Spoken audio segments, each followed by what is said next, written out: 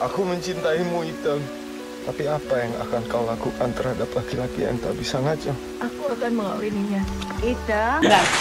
Halo, selamat datang di Highflix. Ngomongin film yang asik-asik. Sekarang udah ada gue, Aileen, dan Gua William. ya, kita bakal ngomongin satu film yang baru aja tayang di salah satu platform streaming. Iya. Tapi udah lama ya tayang di bioskopnya ya, Kak ya. Ya, dari tahun 2021 sih. Udah 2022, jadi udah sekitar setahun yang lalu gitu. Judul filmnya apa, Kak? Judul filmnya Seperti Genggam Rindu Harus Dibayar. Tuntas. Gitu sih. Oh, iya. Ini adalah film karya sutradara siapa, Kak Wilfa? Sutradara Edwin. Nah, dia tuh sutradaranya sih bagus sih. Bagus dan ya. juga itu dapat penghargaan juga sih kayaknya kemarin tuh. Kayaknya ya. Edwin ya. Sutradara film terbaik. Iya. Dari apa tuh? Festival Film Locarno. Selain itu Bang Edwin juga sebelumnya pernah mendirect film yang gak kalah bagus juga, yang dimainin sama Apa Putri tuh? Marino sama Adipati Dolken. Oh, oke. Judulnya Possessive. Possessive. Iya. Oke. Terus ada juga nih film yang dibintangin Ladia Cheryl juga, cuman yang Hula Hoop judulnya kalau nggak salah, Hula Hoop. Itu tahun 2006. Mungkin karena koneksi ini juga si Bang Edwin ini milih Ladia Cheryl juga ya sebagai bintang filmnya di filmnya ini. Kenapa kita harus bahas ini? Check this out sampai habis ya review yang satu ini. Kita balik lagi ke sinopsis kali ya. Nah, Iya. si jagoan ini kan impoten, tapi dia ingin menutupi impotenitasnya ini. Bukan impotenitas sih, gue juga nggak tahu ya bahasanya gimana.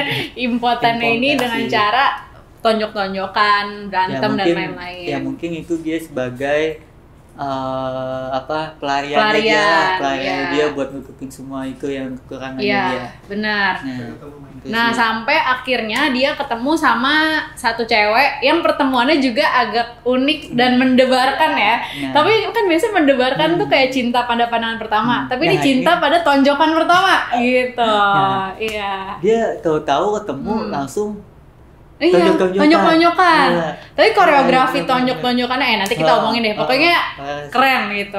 Dia ketemu sama Keren Iteng, terus malah jadi ya itu. cinta pandangan pertama. Iya. Terus dia mikirin si Ajo kalian mikirin pulangnya mikirin terus ikan. Akhirnya dia jatuh cinta ketemu lagi. Iya. Ya terjadilah Ya terjadilah yang diinginkan. yang diinginkan. Yes. Jadi cerita inti sinopsis intinya adalah cerita dari film ini adalah yaitu ada seorang pemuda impoten yang menutupi impotenitasnya dengan jadi jagoan, terus kebetulan dia punya istri juga, ketemu cinta sejatinya dan ya di film inilah diceritakan tantangan-tantantangan dia menjadi seorang Ajo Kawir yang apa ya? mempunyai kekurangan Ya. Dan impotenitas. ya Oke. dan harus menghadapinya begitu. Iya. Ada Reza Radian, ada yang pemeran siapa namanya pemeran Iteng? Ladia Cheryl ya, Reza Radian. Itengnya. Terus, oke. Nah, itu ada banyak juga ya tokohnya ya. Ada terus nama-nama tokohnya juga unik-unik ya Kak ya. Kayak Toke, Rona Merah. Terus kayak sebenarnya kayak Ajo Kawir itu unik juga sih. Oh iya, kayak, iya, benar, kayak benar. nama-nama dulu banget gitu kayak. Iya. Ya nama kampung lah gitu. Terus ada Iteng tuh khas mana sih? Lu tahu gak sih? Kayaknya Jawa Barat ya. Jawa Barat Sunda. ya? Sunda ya? Kalau misal karakter iya paling suka Ajo Kawir soalnya dia ini kayak menggebu-gebu banget ya sebagai seorang jagoan, konsisten dari awal, marah-marah mulu kayaknya ya. Dan selain itu kalau mau kita highlight aktingnya Martino Lio itu bagus banget ya sebagai Ajo Kawir karena Martino Lio itu pernah jadi pemain kayak sinetron gitu loh yang Layangan Putus, tau gak Kak? Layangan Putus tau gak? Iya, tahu. Nah, tahu kan, Layangan Putus. Nah, di Layangan Putus tuh Martino Lio kalem, dokter, Iya. diem, nggak menggebu-gebu. Dan ketika lu lihat Ajo Kawir, lu akan melihat persona yang jauh berbeda gitu. Dan itu berarti dia sukses sebagai aktor. Kalau misalnya dia bisa apa ya, benar-benar meninggalkan vibes apa ya, vibes ininya sih, yang apa sebenarnya namanya, dan yang kebalikannya iya yang karakter-karakter yang sebelumnya gitu. Dan Ajo Kawir ini ya Ajo Kawir, cara jalannya kayak gitu ya kayak pakai outer terus ya jagoan lah di Bojong Soang ya. Kalau lo paling suka siapa Kak? Gua ya pasti sama Iteng sih. Oh itu Ya, Iteng kenapa? tuh kayak gimana ya, dia pertama ini kan dia di peraninya kan dia punya trauma masa kecilnya gara-gara di sekolahan, terus dia jadinya nggak bisa ngendaliin emosinya, terus dia jadi setiap dia juga satu perguruan juga kan kayak silat ya, silat terus berantemnya juga jago juga. Terus sama si Ajo Kawir sendiri tuh kayak dia tuh di situ tuh kayak sayang banget lah, dia sampai nungguin bertahun-tahun sampai 5 tahun. Kalau misalnya kita highlight lagi karakternya si Iteng ini, itu kayak melambangkan cewek-cewek yang independen, yang kalau misalnya gue emang suka gue akan bilang, kalau misalnya gue mau ya gue ngomong gitu.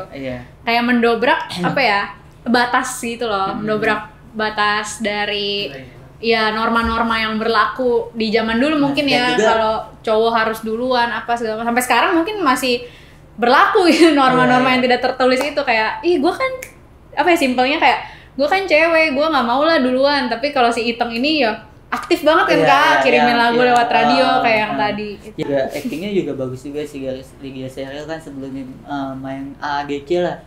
Main fiksi juga. Dia juga pemerannya sebelumnya kalem gitu kan. Yang di seperti Gendam ini lebih kayak jago antusias berantem juga. Iya, berantemnya juga gimana ya? Jago berantem, terus juga berani banget gitu loh, menghadapi orang-orang gitu, nggak kenal takut. Dan gitu. juga ada di sini ada Dian sih yang sebagai pemeran Budi Baik ya. Iya. Jadi gimana? Kalau Budi Baik tuh, Budi Baik ini sih, Budi Baik tuh kayak tokoh yang melambangkan kalau misalnya pikiran-pikiran mungkin kalau bisa kita bilang cowok-cowok di zaman itu ada yang pikirannya tuh sempit gitu, kayak maskulinitas dilambangkan dengan seberapa lama lu ngaceng gitu kasarnya. Makanya dia jual itu kan, jual obat minyak lintah obat kan, kuat sih, obat kuat ya. Dan dia menggunakan apa ya, menggunakan kekuasaannya tuh kekuasaannya dengan salah. Iya kayak semena-mena lah. Iya, kayak pas dia di adegan yang kayaknya pertama kali berantem sama Iteng tuh, yang mereka kayaknya masih pakai seragam gitu. Dia kayak dia berantem sama Iteng nih. Terus habis itu kayaknya dia ke bawah hawa nafsu. Terus dia memanfaatkan traumanya Iteng. Iya, traumanya Iteng. Dia kayak, "Kamu inget gak dulu Pak Toto pernah iniin kamu bla bla bla," kayak gitu-gitu loh. Itu sih ya trauma yang masa sekolahnya kan. Itengnya nggak bisa ngendaliin traumatisnya juga. Terus hawa seksualnya juga nggak bisa ngendaliin si Itengnya, jadi dimanfaatin sama Budi Baik ini. Iya kan, jadi dan akhirnya dia juga pas udah nikah sama Ajo Kawir ya terjadilah sesuatu nih dengan Budi Baik. Nonton kalau misalnya penasaran. Oke, selain tadi kita udah ceritain ya soal Budi Baik, Iteng, Ajo Kawir, ada juga nih karakter-karakter yang gak kalah seru juga Kak. Ada Jelita ini diperankan sama Ratu Felisa. Ini udah aktor senior ya, udah dari dulu udah eksis banget Ratu Felisa. Jelita tuh dia kayak di make up sedemikian rupa tuh kayak ya itu benar-benar bukan Ratu Felicia lah. Iya. Nggak juga. Nggak. Apalagi kan alisnya juga dibotakin, terus habis itu dia diinin ulang gitu kan. Dan pipinya tuh kayak ada dibikin apa sih? Kayak Maleficent gitu ya. Iya, kayak lancip gitu. Bener-bener tuh kayak serem juga sih ngelihatnya pas dia dikerat sama Ajo Kawir tuh. Menurut lu gimana? Kalau dari segi artistik iya sih keren, karena dari make upnya dan lain-lain bisa melambangkan kalau misalnya dia itu bukan orang yang kita kenal alias Ratu Felisa gitu. Dia ini jelita gitu. Walaupun kalau secara fisik mungkin nggak ada jelita-jelitanya.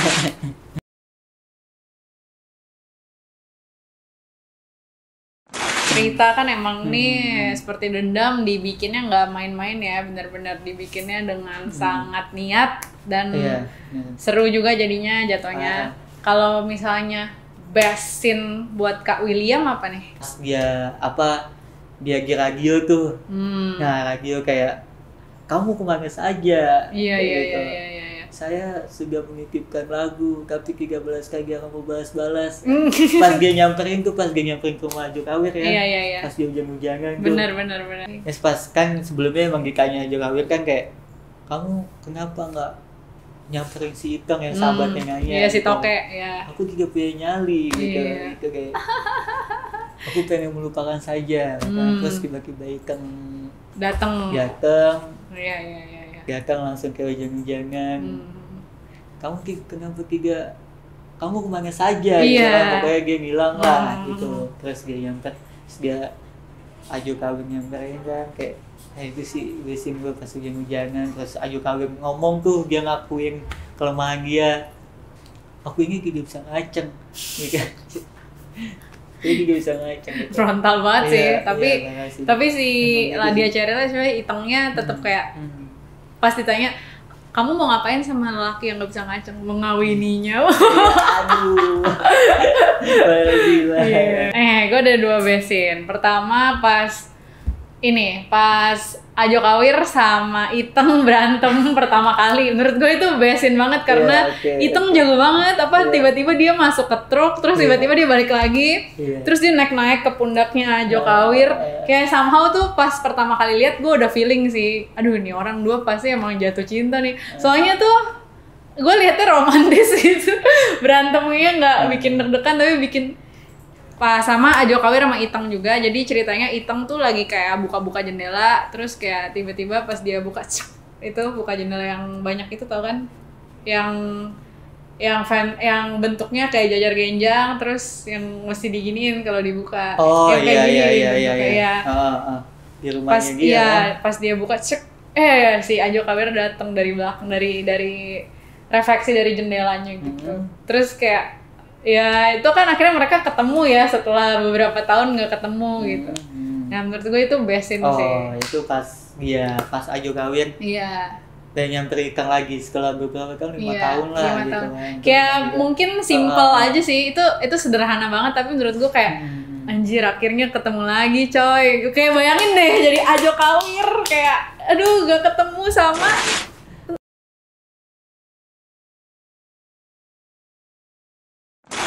ada kekurangan dan kelebihan ya pastinya. Kelebihannya dari tadi kita udah sebutin nih, kayak dari karakternya, dari ceritanya ya, ngangkat settingan Orde Baru ya pas mungkin maskulinitas lagi digembor-gemborkan dan lain-lain. Kekurangannya menurut gue adalah ini simple doang sih, kayak development perasaan dari Ajo Kawir dan Iteng gitu kayak nggak kelihatan gitu loh. Kayak tiba-tiba berantem terus gue suka sama lu coy gitu. Udah nggak ada apa kayak yang mantik-mantik dia bisa jatuh cinta. Ajo Kawir sebagai Itengnya pas dia berantem tiba-tiba kan. Pandangan pertama sih ya percaya nggak percaya sih pandangan pertama ya. Mungkin emang ya itu pandangan pertama namanya gitu. Lo gimana Will? Kalau gua apa ya? Dari awal gue juga kayak nyari-nyari kesalahannya. Nyari kesalahan. Nyari kekurangannya. Bang Edwin nih nyari-nyari kesalahan. Parah. Kayak kita di sini ngomongin kekurangan dan kelebihan. Kayaknya tuh gue nyari kekurangannya sih. Ya apa ya? Nggak ada sih, mungkin ya. Nah udah sama ini sih gue kayak ganjil sih. Kan dia nyari macan tuh. Iya macan tuh, nelpon macan. Kirain gue itu macan itu serem kan, kayak sampai kan udah dikasih kawin kayak anak buahnya, kamu jangan aku tidak percaya kamu bunuh macan apa gitu kan. Ternyata pas dibunuh ya udah gitu aja, nggak ada berantemnya dulu. Benar. Dan juga macannya cuma sekilas doang kan, kayak yang tua gitu kan. Emang udah mungkin karena udah tua gitu mungkin ya nggak ada apa namanya yang mungkin kayak nggak ada berantemnya dulu atau perlawanannya nggak ada gitu kan. Jadi nggak seserem itu sebenarnya. Iya. Gitu sih. Oke. Ini gimana Kak William?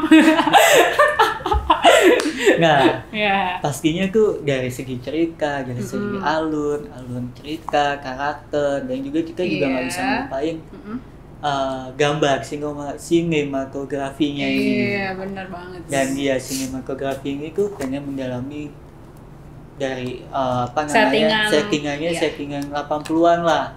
Dan dia ini memakai kamera analog sepenuhnya. Iya, jadi vibes-nya berasa ya? Iya, vibes-nya berasa juga. Dan itu menariknya di situ juga sih. Dan dia berani di zaman era digital, dia berani memakai kamera analog ini sih. Iya, bener-bener. Gitu. Untung memory card-nya aman juga ya. Iya jadi sih, film bukan memory card. Oh iya, filmnya aman juga, jadinya kerekam semuanya. Kalau filmnya nggak aman kan syuting ulang kan. Iya. Kalau misalnya dari gue sih, kalau itu kan dari segi teknis, kalau gue dari segi artistiknya ya, kostum Ajo Kawir, kostumnya Ladia Cheryl, siapa sih namanya, Iteng, kostumnya Iteng, itu semuanya kostumnya ini juga siapa, Budi Baik, itu semuanya maskulin banget bener, semuanya diracik ya secara rapi sedemikian rupa menjadi olahan film yang bagus ya. Olahan yang yang berlatar 80-an ini. Benar, mendukung ya kan. Dan juga faktanya sih film ini diangkat dari sebuah novel. Oh iya, fakta lainnya. Bang Eka Kurniawan. Penulis terkenal juga, tapi kalau misalnya lo emang baca bukunya, terus abis itu lo pengen bandingin sama film, menurut gua ketika lo membandingkan baca novel sama nonton film itu kayaknya kurang bisa kurang komprehensif gitu. Bukan apple to apple, soalnya kalau misalnya buku ya lu kan imajinasi lo sendiri, kalau film ya lu nonton aja dari mata lo visual gitu. Walaupun ya pasti ada yang bandingin. Iya, benar. Itu sih, sama acting sama aktornya itu udah bagus. Menurut gua kelebihan.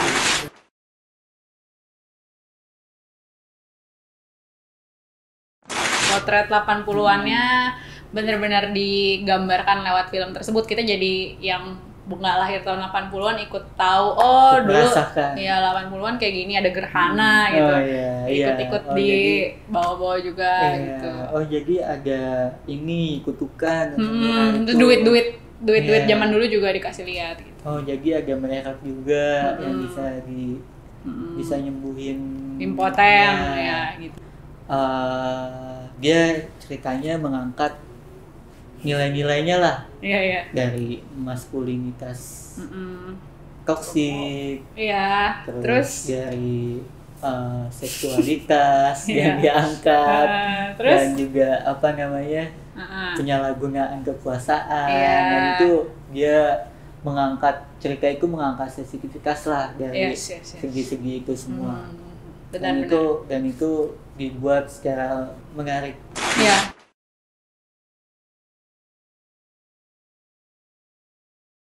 Nah, jadi skor yang lo ambil berapa nih dari film ini? Skor yang gue ambil 8,975 ya. Kena per 10 karena biar susah aja angkanya ya. Tapi ya udah intinya di luar ada bolong-bolong dikit ya. Ini nggak mempengaruhi bagus atau enggaknya film ini. Tetap film ini bagus menurut gue gitu. Kalau menurut lo gimana Kak William? Gue sih kalau dari gue sendiri 8,5 lah. 8,5 per 10. Dan juga udah oke banget ya. Oke banget sih, udah oke banget. Ya mungkin kenapa enggak belum A+ lah gitu. Iya, masih A aja ya. Itu sih. Oke. Sekian bahasan kami tentang film apa, Kak Wilfa? Film Seperti Dendam Rindu Harus Dibayar Tuntas. Betul. Akhirnya lancar juga ya pengucapan judulnya.